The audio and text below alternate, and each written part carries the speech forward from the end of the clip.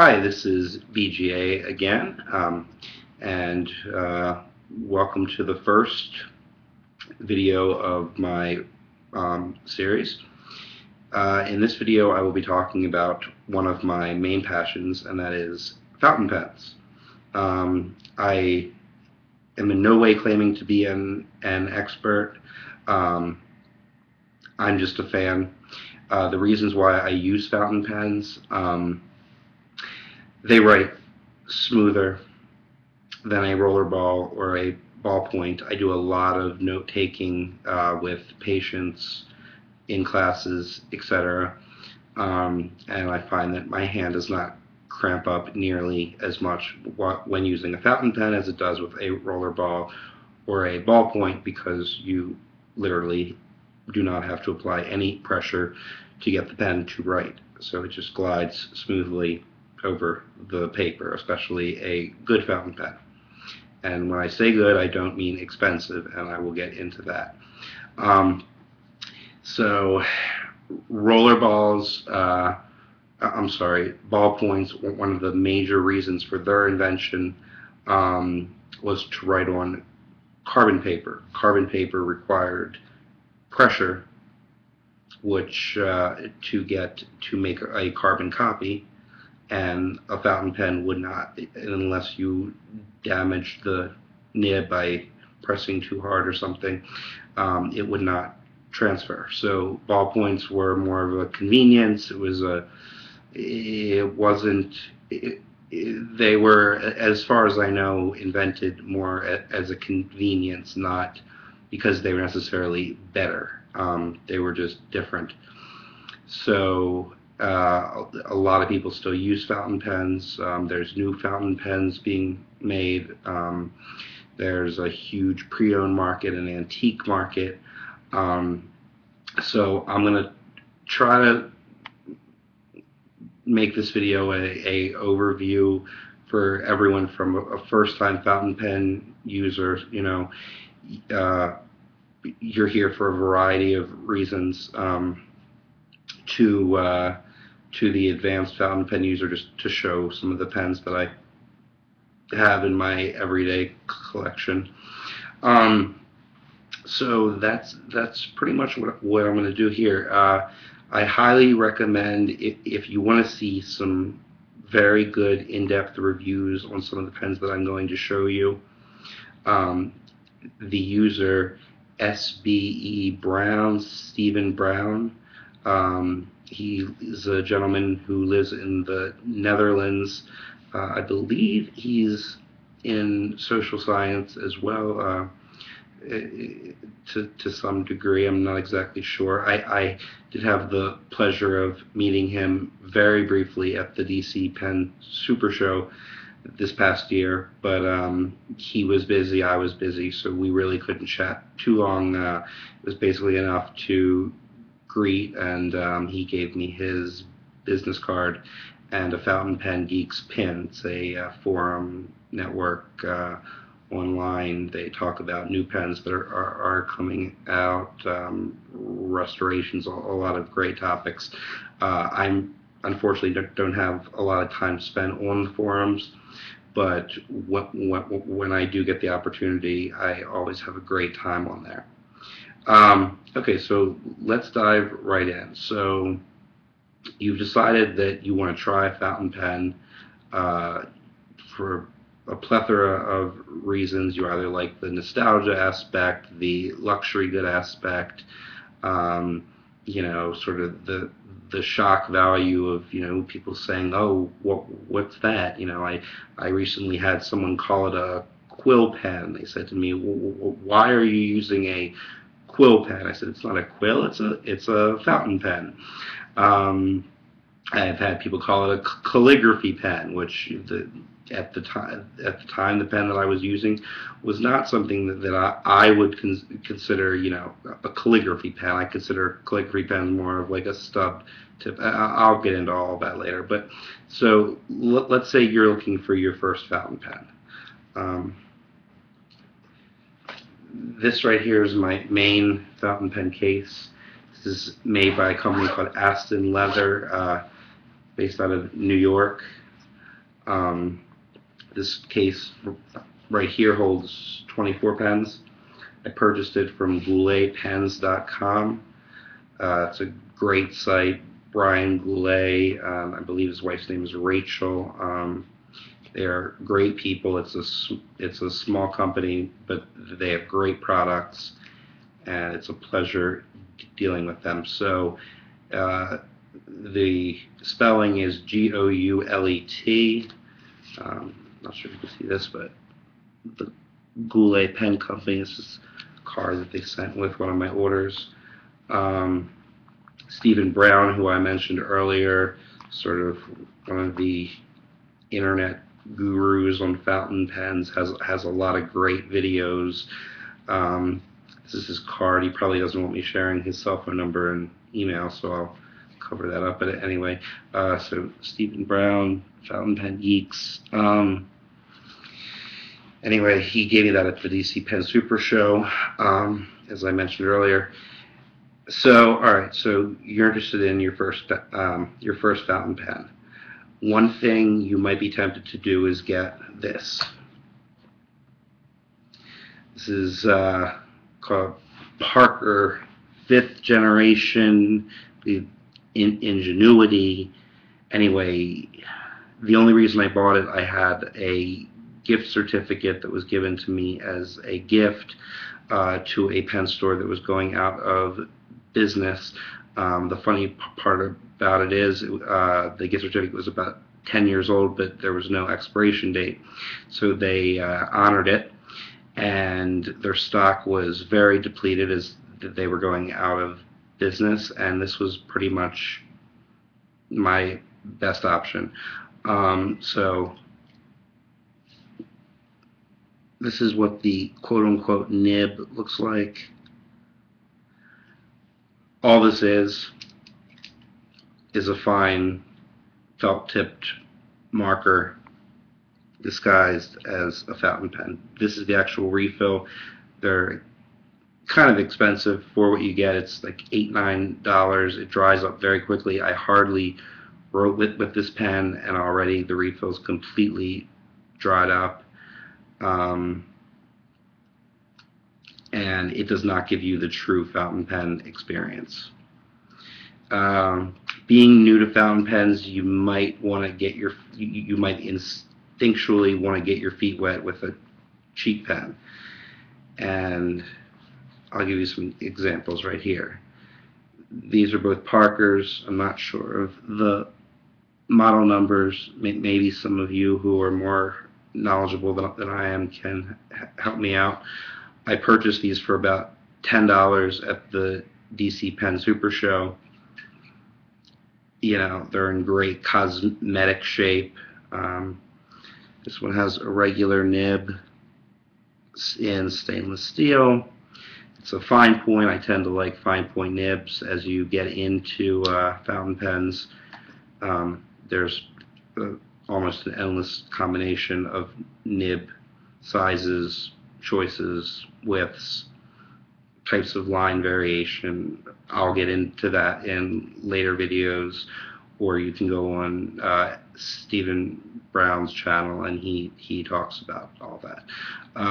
This pen has like a semi-hooded nib design, meaning the nib's slightly covered, so you only see the very tip of it.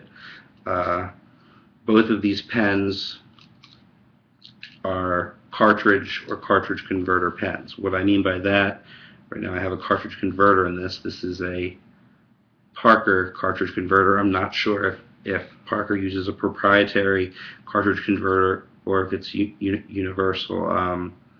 You'd have to research that, but because there are international cartridges, which are it's basically like a standard cartridge that fits in. I would say about 80 to 90% of the pens out there. Then a few manufacturers have their own specialty type cartridges, which are basically pre-filled ink cartridges, just like you would buy, a refill for another type of pen, except that it's just the ink. It's a water-based ink. What a cartridge converter such as this allows you to do is use bottled ink, which is another great reason for getting into fountain pens. Um, if you're, if you're someone who really cares about the environment, it's a lot less waste. You're not throwing out plastic refills and disposable pens. Um, you can buy a bottle of ink and it'll last you quite some time. I do a lot of writing. A lot of writing, and I prefer to actually write full-length books longhand, and then type them afterwards. I know that might sound insane to some of you, but that's the best way that I get my thoughts out. So with the cartridge converter, if it's inserted into the section, which is this part right here, what you can do is dip the entire nib, make sure the nib is fully submerged into a bottle of ink, twist the cartridge counterclockwise. There's a little screw top here that will push a piston or a plunger, whatever you'd like to call it, downwards. Then when you reverse direction clockwise, it will pull up the plunger as a syringe works, and it will bring ink with it. I recommend filling cartridge converters that way. All you have to do after that is just take a rag. I don't recommend using paper towels because eventually you'll probably want a relatively expensive pen and they can scratch. So sort of a soft cloth that you designate as your ink cloth. So I have one that I believe is a type of microfiber, very soft. It's stained in all sorts of ink colors, but that's my ink cloth. That's what I use to, You can also, let's say you have a very expensive pen or an ink that is highly prone to staining your pen and you don't want that. What you can do is take the cartridge converter out, put it into the bottle, do the same exact thing, fill up the cartridge converter, keep it upright, place the nib and section back on it,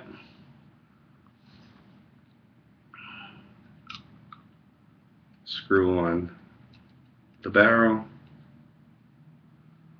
and then what you'd have to do in that case, because there's no ink from here to here, is either hold it on a piece of paper for a few seconds and through capillary action it'll suck the ink, or give it a little shake and it will pull the ink down and you can start writing.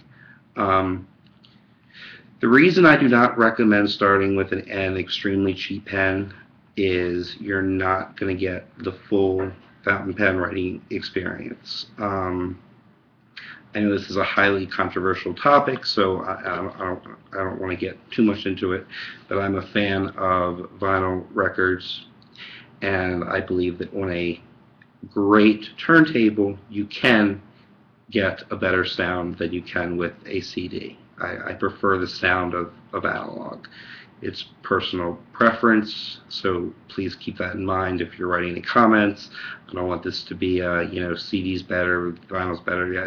Who cares? It's whatever you like. So I like vinyl, but I like vinyl only on a good turntable. If you buy a cheap, let's say like a Crosby tabletop turntable with like a built-in speaker, for under $100 or around $100 or so, no, it's not going to be better than a CD. Same thing with a cheap with a very cheap fountain pen.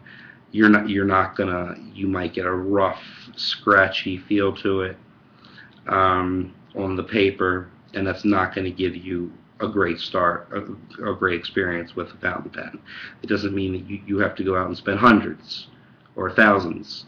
That means just stepping it up to something that I highly recommend for everyone, and it's just a fun pen to own, is a Lamy Safari. I think I paid under $30 for this on Amazon.com or something, or I might have purchased it from Goulet, I'm not sure. The Lamy Safari has this little tapered grip section here, which sort of teaches you optimum pen holding. You can use it unposted. I like larger pens. I like heavier pens, as you'll soon see. So if I'm using this pen, I always post it. There is a cartridge converter, like I showed you before, that will allow you to use bottled ink. It's the LZ24, I believe, is the model number for that, but you can check with Brian Goulet at Goulet Pens to verify that that's the right converter for it. What I do is, the pen, I believe, came with one cartridge full of blue ink. I used the cartridge up. I took a blunt tip needle and syringe. I flushed it out with water very well, with clean water. Dried it very well.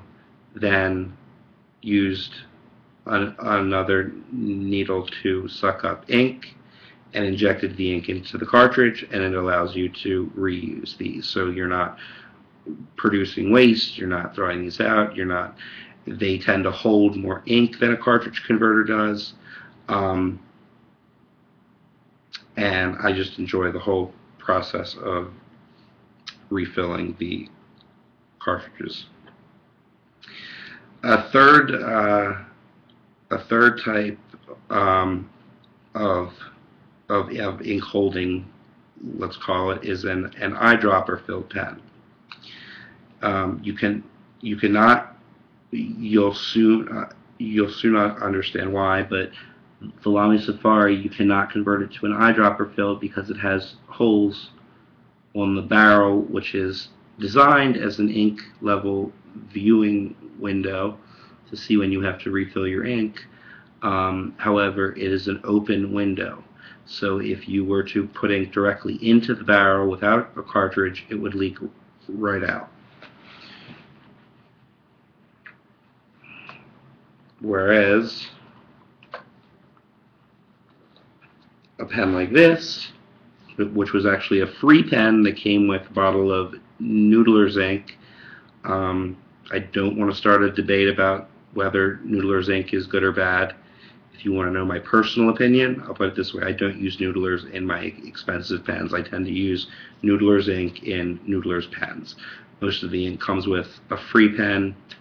Don't be tempted to use that as your first fountain pen, because obviously a free pen is not going to be a great writing instrument.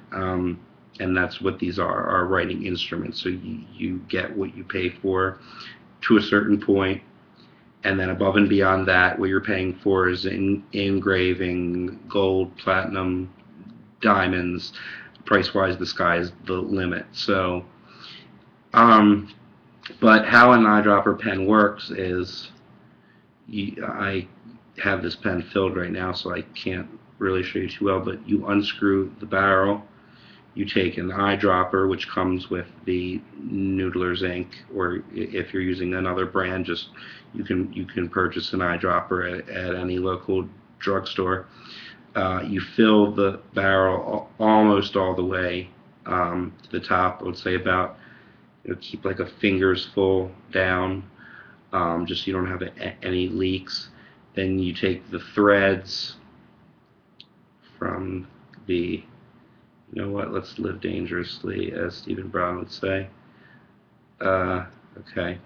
You take these threads on the section, you put a little silicone grease on them. There's also a rubber O-ring. Some people don't use both. Some people use both, like me. Some people do either or. And then you have an entire barrel full of ink that holds a lot of ink. This pen came free with a bottle of Noodler's. It was one of their blue inks. I'm not sure which one off the top of my head. This is another Noodler's pen that's relatively cheap that I converted to eyedropper. This is a Noodler's Ahab So you see the pen was originally completely clear, like the cap, and then I filled it with blue ink at one point, which stained the barrel. But I believe this holds like 6 milliliters of ink. If you use it in eyedropper mode, that's a lot of ink. Um, if you get into fountain pens, at some point you may want to play around with the flex pen. I love flex pens, or at least springy pens.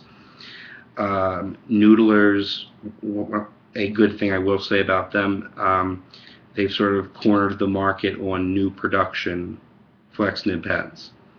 They're relatively inexpensive pens. They're not, I haven't found the most reliable. It's kind of like a niche item. I've had some issues. The reason I converted this one to an eyedropper was because I had an issue with I'll show you another Noodler's pen. This is how it comes. It comes with sort of this plunger mechanism, which works kind of like the cartridge converter. That unscrews and you can convert it to eyedropper. That broke on me, so I just converted the other pen to an eyedropper and threw that piece away. So not the most reliable, not something to judge fountain pens by, which is why I do not recommend it as your first. Eventually, if you want to toy around, you want a relatively cheap pen that you can take apart, the nib and feed. To go over parts of the fountain pen real quick. This is the feed right here. This regulates the ink flow. You have your nib, which, like I said, you can get, the nib regulates the size of the line and the style of the line.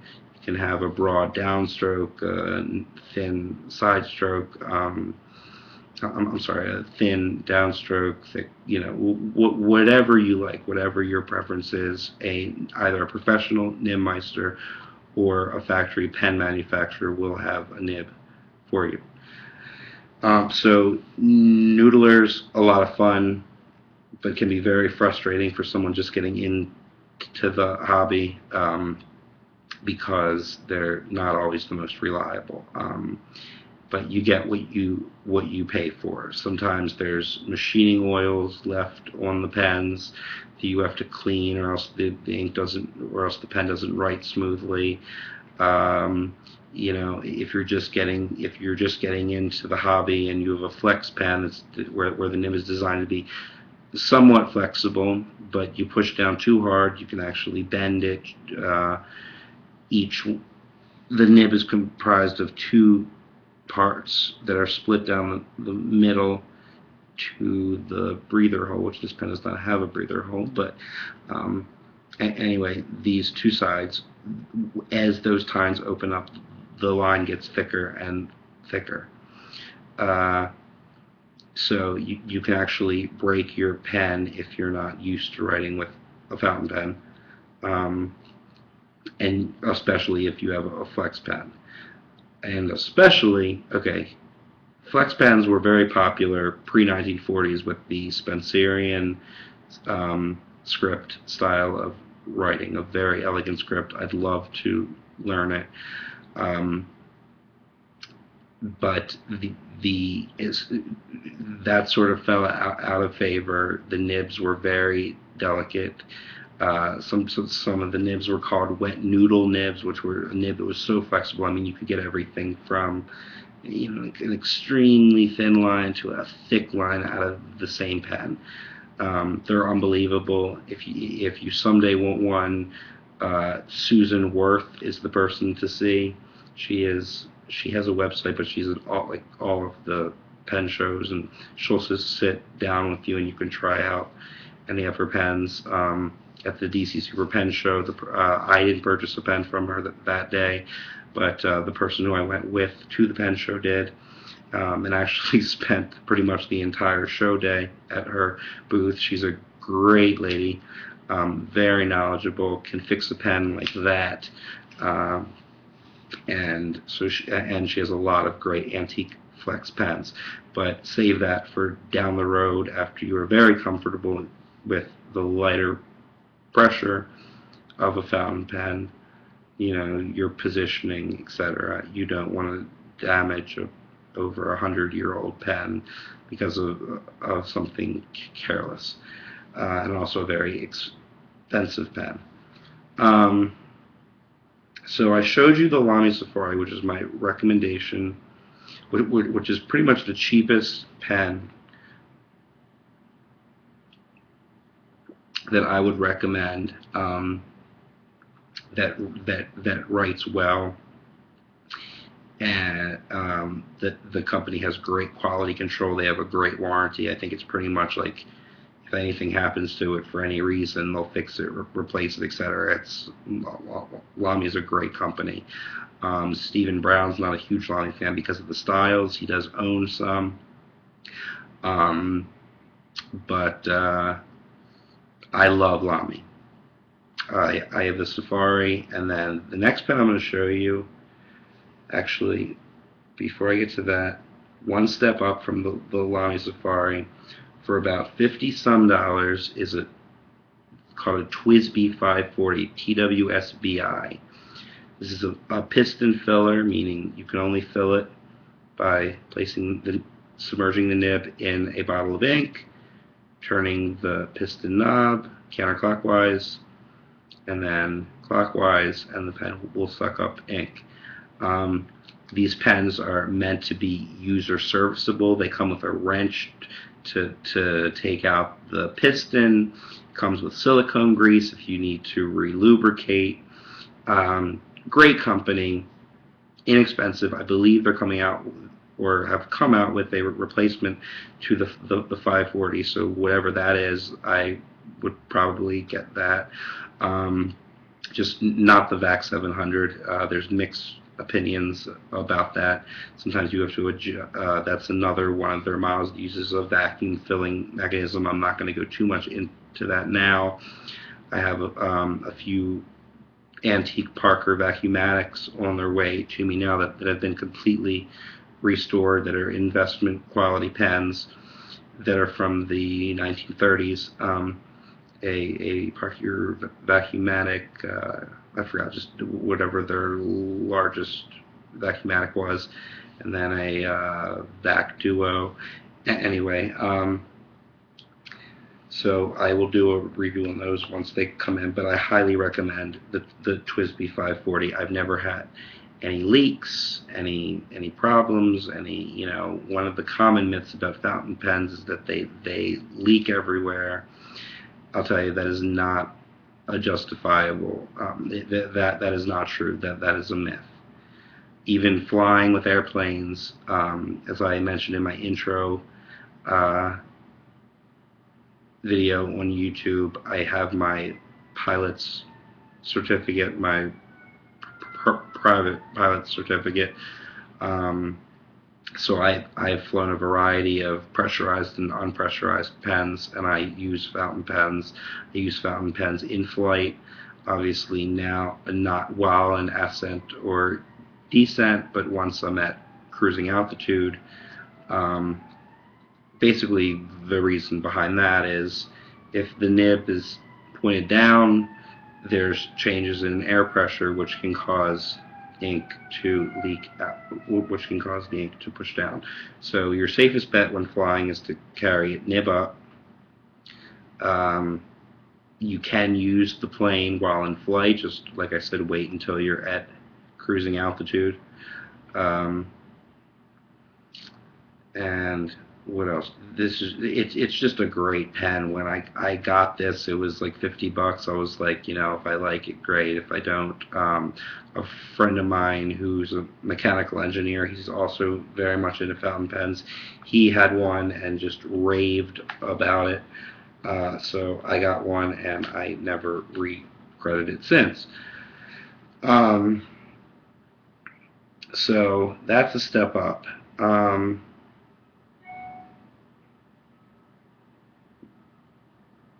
To show you a step up from that, we're going back to a Lamy product. This is the Lamy 2000. This is an iconic pen.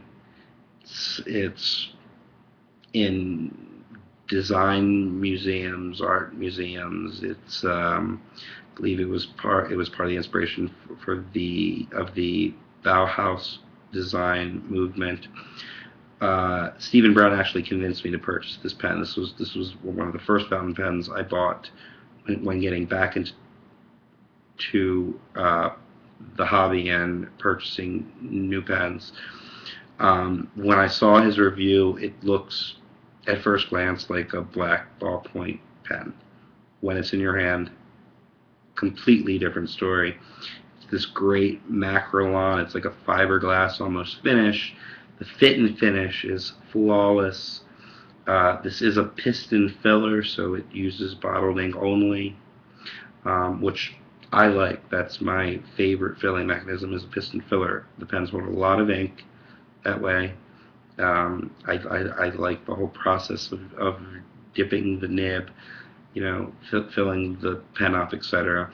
This does have an ink window. You'll see this little clear window right here. There is an all stainless steel version of this pen that weighs a lot more, and it does not have the ink window. I will probably end up with one of those at some point. It's about 10 pens down on my current list. This pen has a hooded nib, meaning only part of the nib sticks up past the section, so it's kind of discreet if you want to use a fountain pen but don't want to bring a lot of attention to yourself. This is a great pen. Posted, looks like a nice pen, but unless you're really up close, you can't really tell even that it's a fountain pen. One of the main drawbacks that I have, as well as a lot of other pen connoisseurs, is that the pen has these two sort of dog ears. I don't know how well you can see it in the video, but these two little tabs that stick out just slightly that catch into the cap to hold the cap in place. Depending on how you hold the pen, those caps may irritate you. They may dig into your fingers. You can adjust your positioning, but I kind of like to find a pen that fits my positioning rather than having me having to adjust to the pen. So occasionally they will irritate me. I love the design of the pen and kind of the understated nature of it. For certain situations, it's great to have something understated but still a fountain pen, and it's a great pen for that. Then you get into, here I'll just show you a quick novelty pen. This is the parent company who makes this pen is called Krone. Then they have basically a subsidiary called Think, and this pen particularly is called the Think Hippie. It has a cannabis leaf for a clip. It doesn't feel like a very high quality pen. It was relatively expensive, a few $100s new. I pre-ordered it. It's a limited production, I believe. I just liked the whole cannabis leaf concept, the whole, it came with like a psychedelic box. I'm not too big into keeping the pens in the boxes, so I would have to find it, but it's like a tie-dye box. I believe they carry these at Neiman Marcus. I ordered mine online on a pre-order, but I believe they carry them at some high-end retail stores. I'm not sure about that specific model, though. It was kind of like a very specialty item. Anyway, Montblanc, almost a household name for luxury goods. They make watches, they make pens, they make leather products, briefcases, etc. They even make razors, or have made razors. I don't know if they're still in production, but I believe there's a Montblanc straight edge razor out there. Um, if you look at Stephen Brown's videos, he will quote I believe it's Peter Twidell is the author of this book called Fountain Pens, and he's the curator of a fountain pen museum, whose father worked for Mont Blanc, was trained in pen repair by Mont Blanc, owned a pen shop, and as Stephen Brown said in his video, and I quote him here, his father became disenchanted with the brand after their failure to acknowledge what he called a design flaw in the piston filling mechanism, which allows the pen to overfill. I think that's almost word for word what Stephen said in his Mont Blanc, I think it was his Mont Blanc 149 video. I've never had a Mont Blanc overfill. Of course, I try, I'm not saying I don't sometimes forget to, after I fill a pen, to drop a couple drops of ink back into the bottle, then flip the pen over, and then completely close it. That helps with preventing a pen from overfilling. I've never done that. I'm sorry, I have done that. I don't always do that. I forget, and I've never had a problem. So I love the look and the cachet, I guess you would say, of a Mont Blanc. This was my first Mont Blanc. This was a gift from my parents. It's from the 80s. This is a Mont Blanc Classique. I used this in school. It's a very small pen. I used this before I really got into the hobby, didn't know about thicker options, etc. I knew it was a Mont Blanc. I was impressed. Oh, I have a Mont Blanc. It's a great writing pen, just a little bit too small to be comfortable for me. So I'm going to leave that out because I want to do a size comparison for you.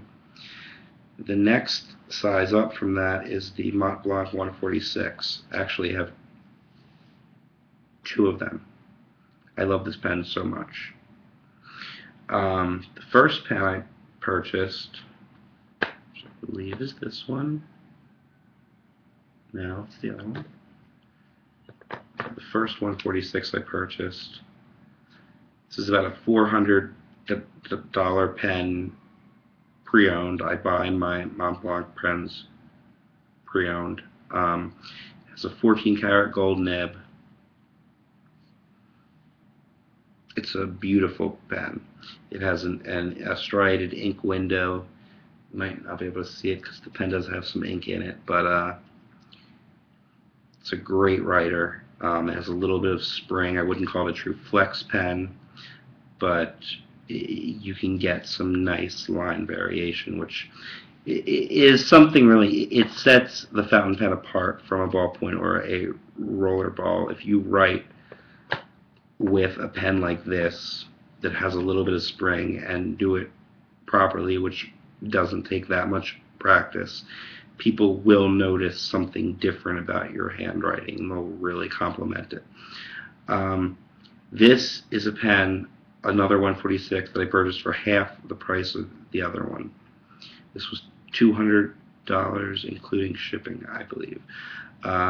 It has a 14 karat gold nib, but it's kind of older. I believe this was made sometime in the 80s. I can't exactly date this pen. It doesn't have West Germany on the cap. All it says is Germany on the cap, and it has the striated barrel. So it's been hard to date because the original ones did not have the striated clear ink window, so maybe it's been sent back to Mont Blanc for repair and they put a newer barrel on it. I'm not sure, but I love the pen. And this pen, it was sold to me as a fine point, but it kind of has a little bit of a fine italic to it, which really really is nice. So it's not the prettiest looking nib. I mean, I kind of like an older patina, especially since I have two. It's kind of nice to have one that looks newer and then one that looks like an more of an antique. Um, so that's this.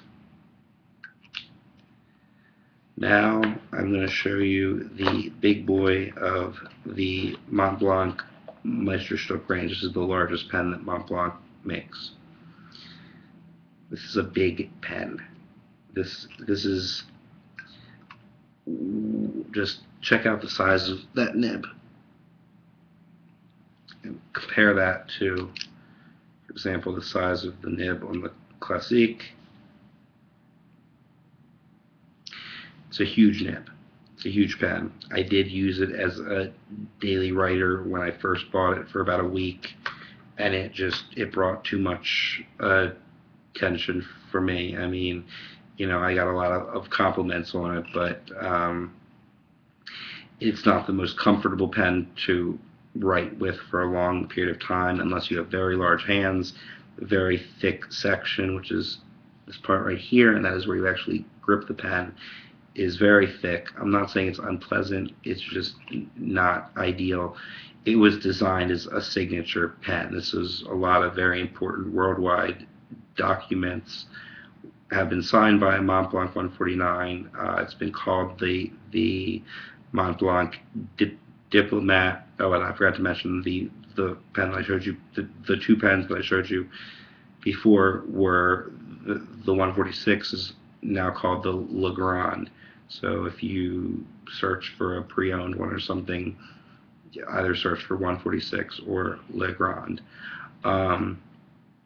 Anyway, girth-wise, I'll hold up all three so you can see. There's a significant girth difference.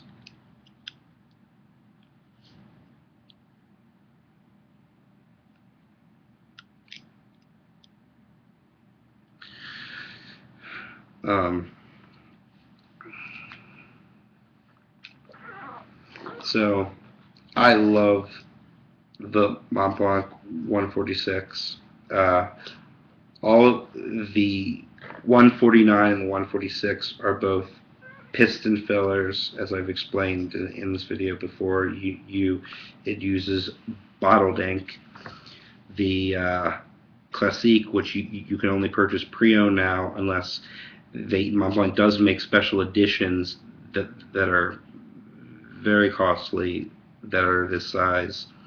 I don't like the size. I think it's more of a ladies' pen.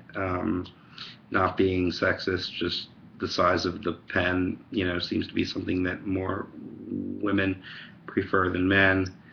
And it uses either a cartridge or a cartridge converter. So basically, you can unscrew the section and nib like that. And I have some cartridges here. It uses a standard international cartridge, so you don't have to buy Montblanc cartridges. You can get any ink brand or color that you want. And you just take, this cartridge is filled with ink. You pop it in there. It will break a seal, and then you'll be able to write. When you're done, you can either refill it or toss it.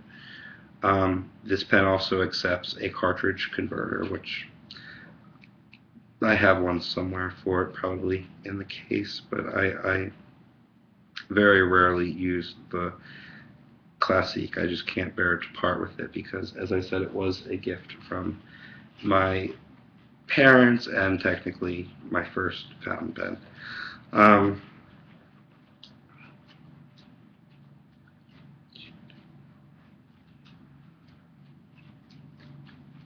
So I've shown you the Noodler's Flex pens, which I wouldn't recommend starting out with. It's a fun concept. Self-repair, self-maintenance. The Montblancs, you almost cannot take them apart yourself. I say almost because they're is a gentleman on YouTube who is now selling a specialized tool that will allow you to take off the nib and remove the nib end feed, and also remove the pistons. You can lubricate it, do maintenance, etc. Yourself. But from what I've heard, those tools are kind of pricey, and it's kind of like hit or miss if they work with your specific gear, etc. And so many pens have been sent back to Mont Blanc for repair that it'll have a nib from the 70s, a body from the 80s, a cap from the 90s, etc. So just send the pen to Mont Blanc if it will be fixed properly, and you won't need maintenance for a long, long time.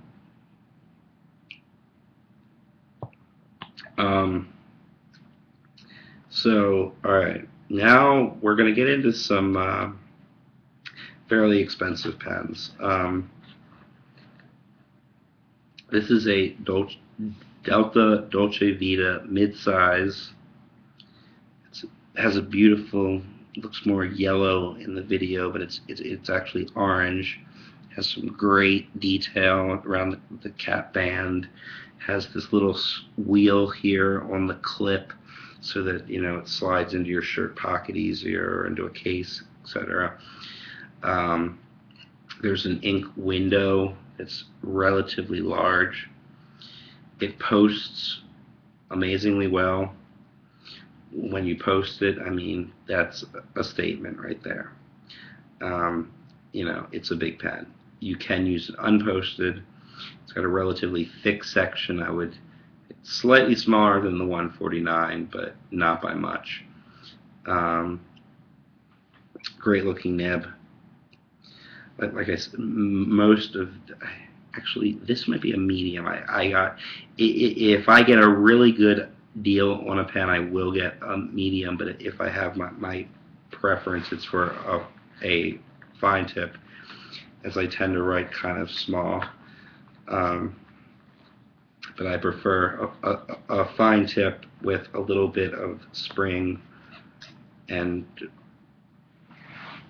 really, I love flex pens, but that's a whole other story. Okay, so I showed you that. I showed you the Mont Blancs. Size-wise, if you want to see the comparison between the Delta and the Mont Blanc 149, actually, remarkably, the Delta is a little bit shorter, but girth-wise, capped, they're about the same. This is a piston. The Delta Dolce Vita mid-size that I purchased has a piston filling mechanism, which I've explained to you before. You unscrew this blind cap and actually remove it, and then you have another screw here that you turn to move the plunger up and down, and it will actually give you an audible click when it's at the extremes of position, which is kind of nice. When I bought my 149, it was an older 149, and when I unscrewed the blind cap, it sort of snapped off. The piston came with it. I sent it to Mont Blanc for repair, and basically got a new pen back in return for about $75, which for a pen that new is what, $800-900, if not more. That was not a bad deal whatsoever. So that's sort of my main case. Like I mentioned earlier, I tend to switch out a carry pen almost every day. And this is an Aurora. I forgot the model number. It's a Italian manufacturer. It's in a Ferrari red color, which I really like, especially it being Italian. 14 karat white gold nib. this pen, I do have a cartridge converter for it. However, right now what I did was I just filled, as you see, it takes a very large cartridge. I refilled the cartridge that came with the pen, and holds a tremendous amount of ink. The one drawback about refilling cartridges and also eyedropper pens is that if you're flying, you cannot adjust, you cannot remove the air, which really, if you take the necessary precautions, is not a problem, but it's sort of a myth that's been spread throughout the ages that if you fly with a fountain pen, it'll leak all over, huge mess, yada yada yada. No. If the nib's kept up, I've never had a problem. I write with the pens in flight. As I stated before, I'm a pilot. I'm not saying I'm going to write with the pen while I'm ascending or descending and there's massive pressure changes, but at cruising altitude I will use the pen.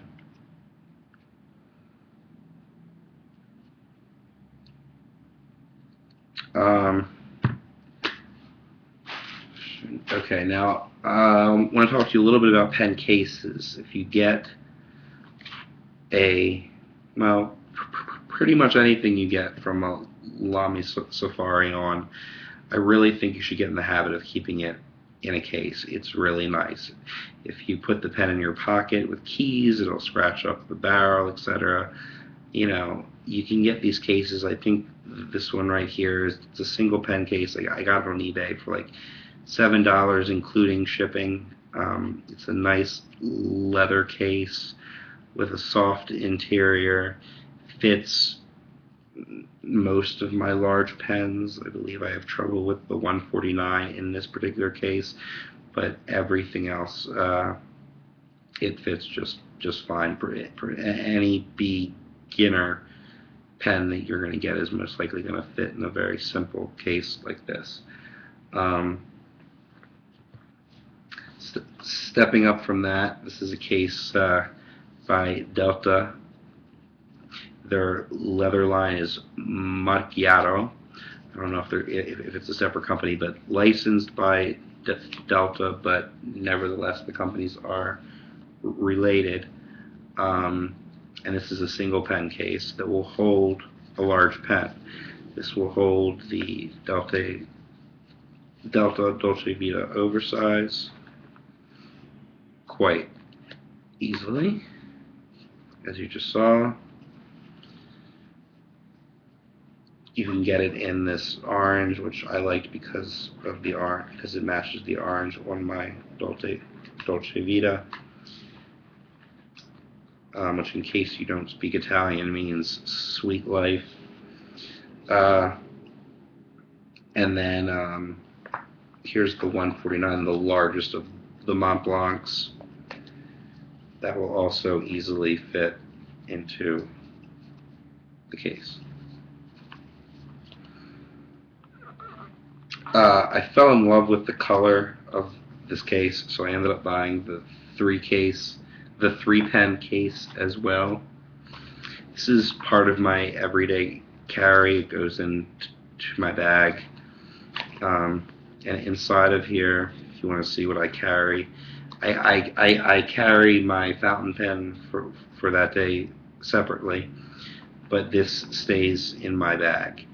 In here I have a preppy refillable highlighter. This is from Noodlers. So see, I do like Noodlers for certain purposes. This is a refillable highlighter. I do a lot of highlighting. It's an eyedropper filler style. It has a traditional highlighter style tip. It's really neat to look at it under. It includes a UV black light that's kind of fun, especially for kids.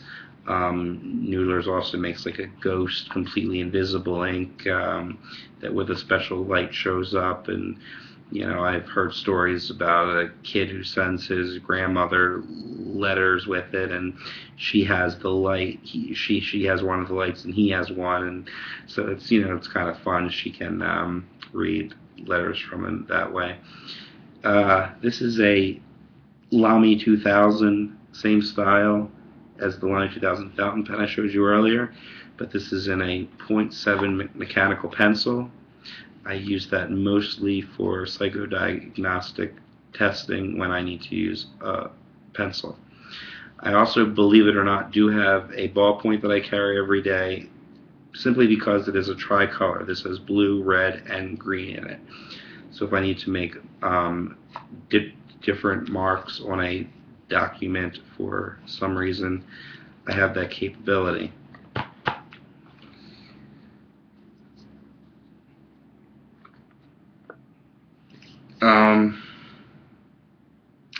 So now that, well, okay, I want to do one more thing. This is kind of a special treat here. This is a really, I'm going to do a very fast unboxing because I don't want this video to be terribly long. This is a Pelikan M1000, the largest Pelikan pen that's made. Actually, the largest mass-produced, well, the largest, I don't want to say mass-produced, but the largest production nib on the market.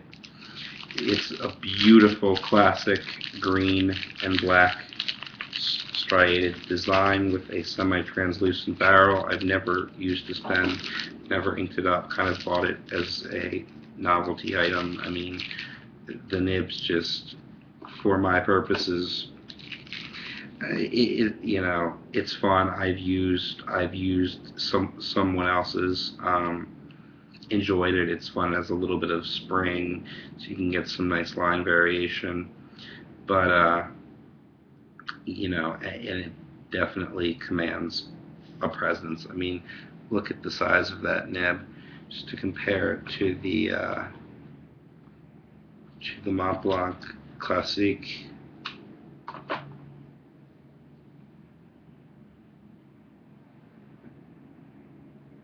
There you go. It would even appear larger if I showed you like on the Lamy 2000 hooded nib, but its competitor is the Mont Blanc 149. So Stephen Brown does have a great video with the comparison of the two pens. But just to real quick show you the nibs side by side, here you go. So the Pelikan is a slightly larger nib and slightly longer when posted. It's a big pen. It does have a thinner section. It sort of tapers inward, so it's it's a little bit more reasonable to hold for long periods of writing. But it's still it's like someone compared the 149 and the M1000 to owning a Ferrari. They're great, but you don't want to use it every day. One second, let me just put this back.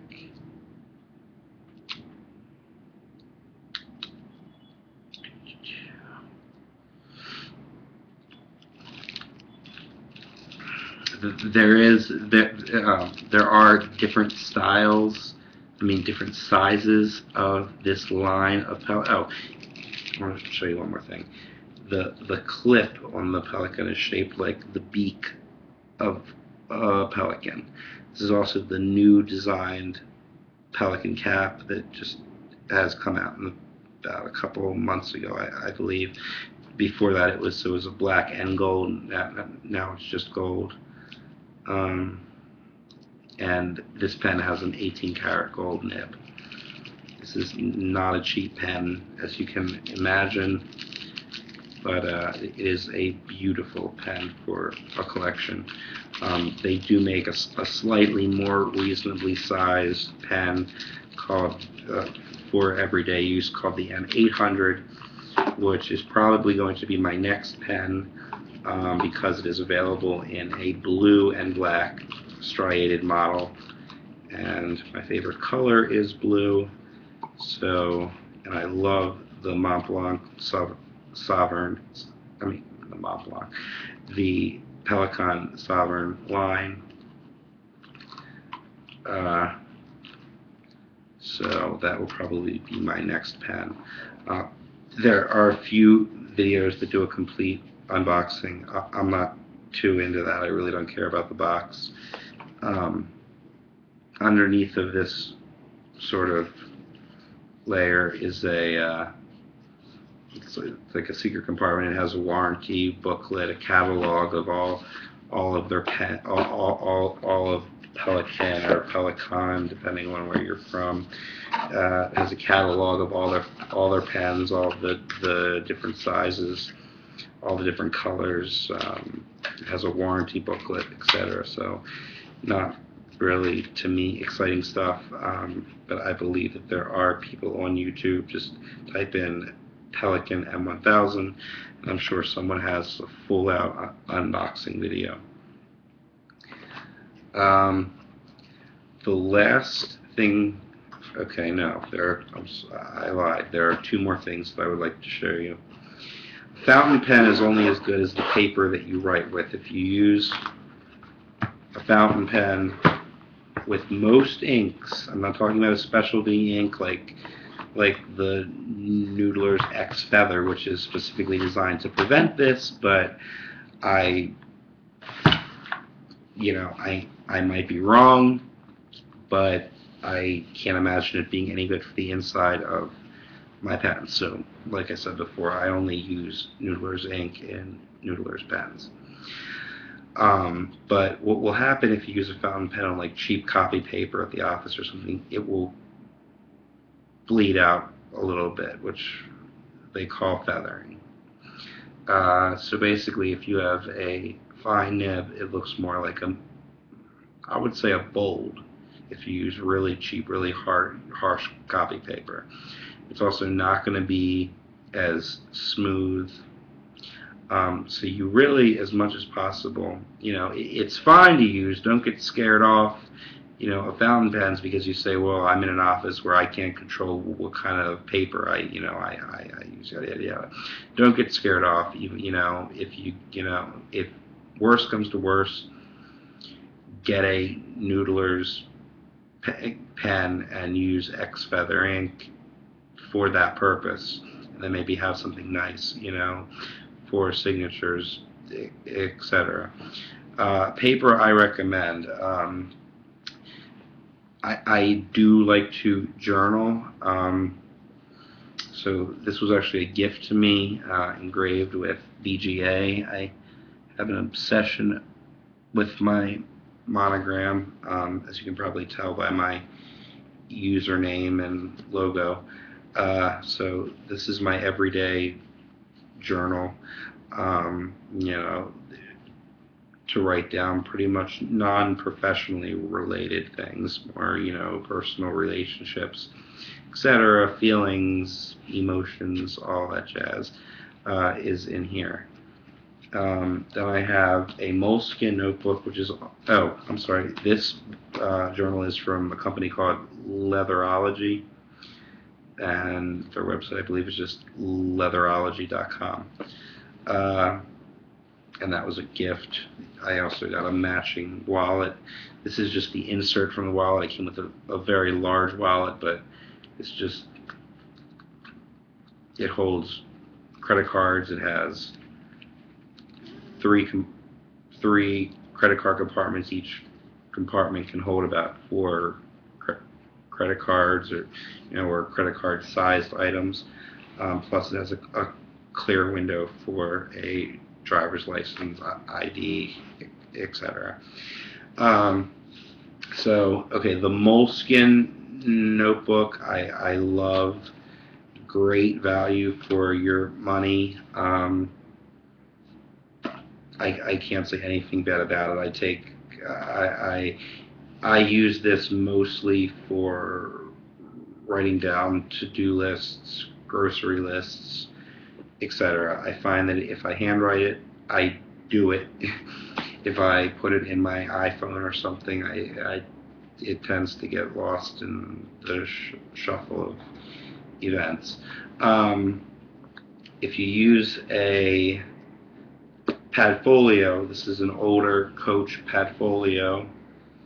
I do have a newer one that my girlfriend just purchased for me for my birthday that has my BGA monogram on it.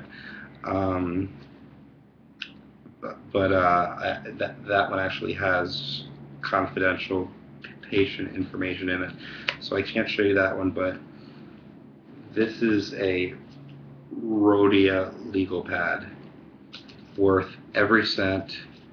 I'm not going to take the pad out, but it does have like a complete cover, and they're not terribly expensive, like maybe like $8, $9, $10 a piece at the most. If you buy a few of them at a time, you save one shipping, and I tend to buy like 5 or 6 at a time. So I love Rhodia paper. With the right fountain pen, you barely even feel like you are writing. I mean, with the one Mont Blanc 146 I showed you, actually the cheaper one, with the nib that isn't the most aesthetically new looking. It looks more like a nib with a lot of patina. I could probably shine it up or something, but I really like how it looks. Anyway, that nib with Rhodia paper is smooth as glass, and I really like that. Last thing that I kind of want to cover in this video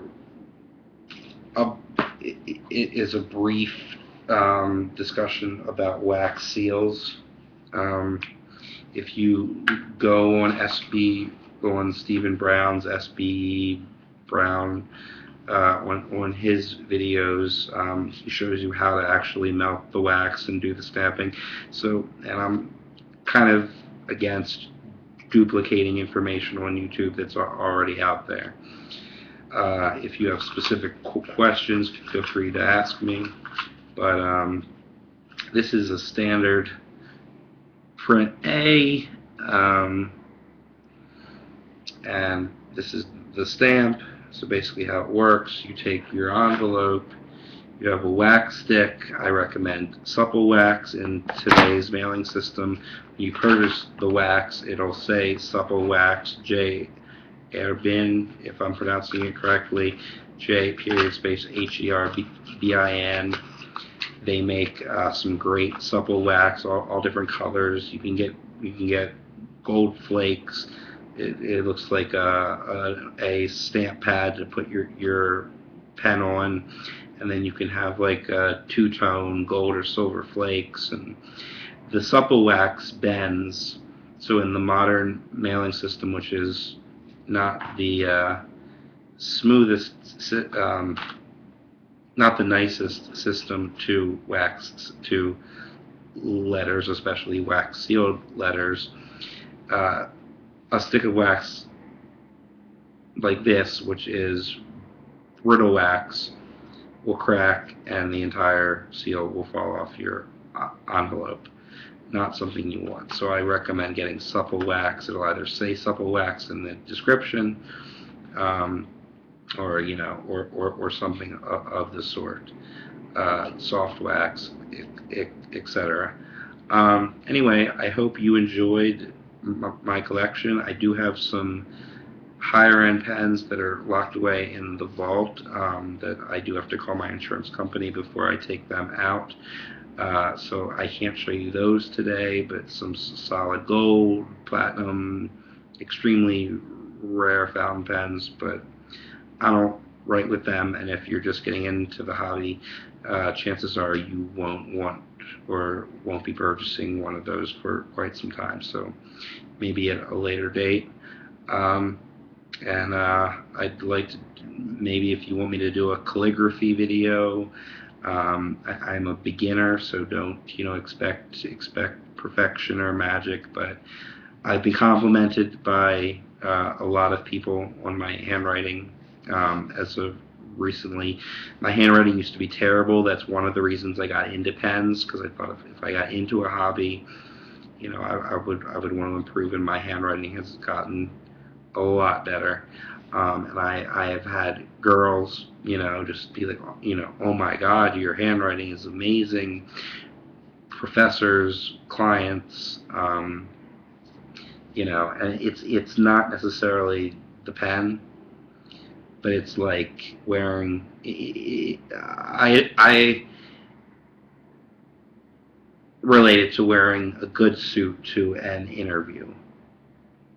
Um, you know, the client or the employer might not know how much that suit cost, but if it makes you feel more self-confident, that's what matters. And some of these pens just make you feel more self-confident. I showed you pens that will write well, that will do everything that almost that a more expensive pen will do. For example, the TWSBI Diamond 540. I can't rave about it enough. That was my daily use pen for a long time. You can get it in a few different colors: blue.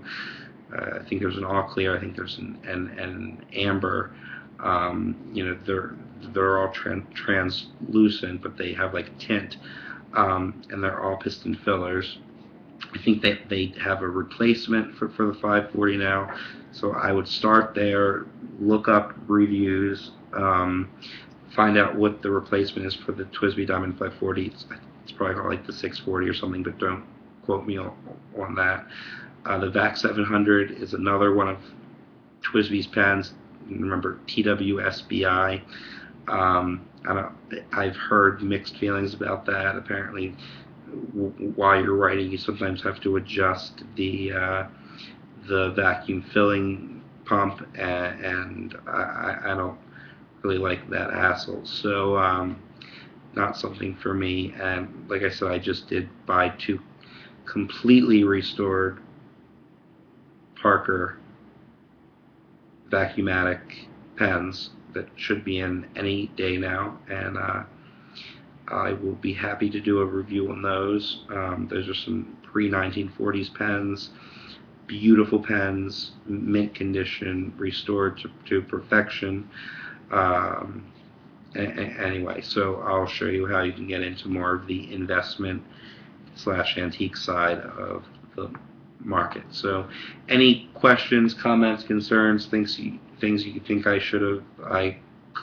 could have done better, please feel free to comment below or send me a message. I'm very open to constructive criticism, and I thank you for watching, and cheers.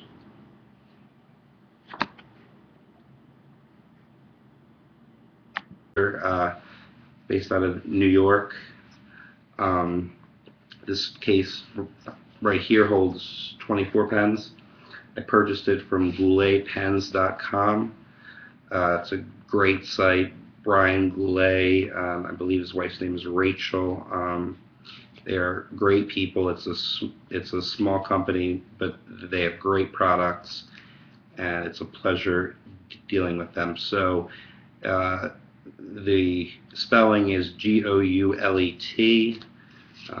Not sure if you can see this, but the Goulet Pen Company is this card that they sent with one of my orders.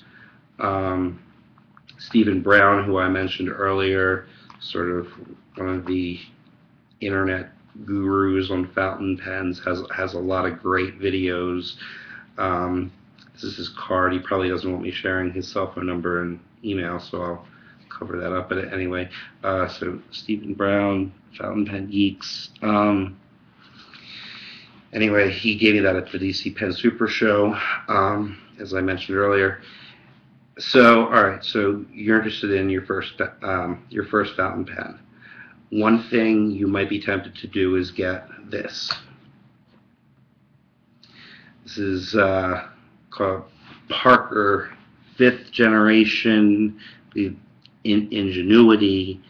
Anyway, the only reason I bought it, I had a gift certificate that was given to me as a gift to a pen store that was going out of business. The funny part about it is the gift certificate was about 10 years old, but there was no expiration date. So they honored it, and their stock was very depleted as they were going out of business, and this was pretty much my best option. So this is what the quote-unquote nib looks like. All this is a fine felt-tipped marker disguised as a fountain pen. This is the actual refill. They're kind of expensive for what you get. It's like $8-9. It dries up for the advanced fountain pen user, just to show some of the pens that I have in my everyday collection. So that's pretty much what I'm going to do here. I highly recommend, if you want to see some very good in-depth reviews on some of the pens that I'm going to show you, the user SBE Brown, Stephen Brown. He's a gentleman who lives in the Netherlands. I believe he's in social science as well, to some degree. I'm not exactly sure. I did have the pleasure of meeting him very briefly at the DC Pen Super Show this past year, but he was busy, I was busy, so we really couldn't chat too long. It was basically enough to greet, and he gave me his business card and a Fountain Pen Geeks pin. It's a forum network online. They talk about new pens that are coming out, restorations, a lot of great topics. I'm unfortunately don't have a lot of time spent on the forums, but when I do get the opportunity, I always have a great time on there. Okay, so let's dive right in. So you've decided that you want to try a fountain pen for a plethora of reasons. You either like the nostalgia aspect, the luxury good aspect, sort of the shock value of, people saying, oh, what's that? I recently had someone call it a quill pen. They said to me, why are you using a quill pen? I said, it's not a quill, it's a fountain pen. I've had people call it a calligraphy pen, which at the time the pen that I was using was not something that I would consider a calligraphy pen. I consider calligraphy pens more of like a stub tip. I'll get into all of that later. But so let's say you're looking for your first fountain pen. This right here is my main fountain pen case. This is made by a company called Aston Leather pen, except that it's just the ink. It's a water-based ink. What a cartridge converter such as this allows you to do is use bottled ink, which is another great reason for getting into fountain pens. If you're, if you're someone who really cares about the environment, it's a lot less waste. You're not throwing out plastic refills and disposable pens. You can buy a bottle of ink and it'll last you quite some time. I do a lot of writing, and I prefer to actually write full-length books longhand, and then type them afterwards. I know that might sound insane to some of you, but that's the best way that I get my thoughts out. So with a cartridge converter, if it's inserted into the section, which is this part right here, what you can do is dip the entire nib, make sure the nib is fully submerged into a bottle of ink, twist the cartridge counterclockwise. There's a little screw top here that will push a piston or a plunger, whatever you'd like to call it, downwards. Then when you reverse direction clockwise, it will pull up the plunger as a syringe works, and it will bring ink with it. I recommend filling cartridge converters that way. All you have to do after that is just take a rag. I don't recommend using paper towels because eventually you'll probably want a relatively expensive pen and they can scratch. So sort of a soft cloth that you designate as your ink cloth. So I have one that I believe is a type of microfiber, very soft. It's stained in all sorts of ink colors, but that's my ink cloth. That's what I use to, you know. You can also, let's say you have a very expensive pen or an ink that is highly prone to staining your pen, and you don't want that. Very quickly, I hardly wrote with this pen, and already the refill's completely dried up. And it does not give you the true fountain pen experience. Being new to fountain pens, you might want to get you might instinctually want to get your feet wet with a cheap pen, and I'll give you some examples right here.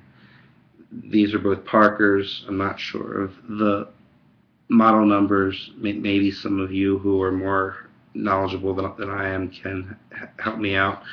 I purchased these for about $10 at the DC Pen Super Show.